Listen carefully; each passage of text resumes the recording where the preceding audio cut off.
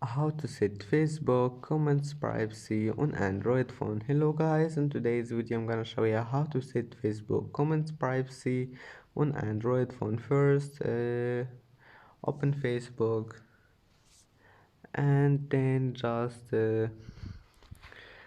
click the three lines here and scroll down until you find settings and privacy, and then click settings.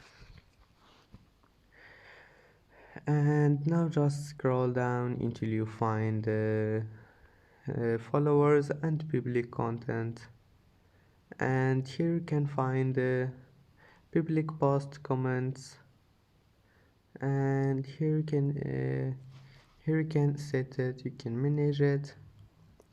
And that's it for today's video. Don't forget like and subscribe, and see you in the next video.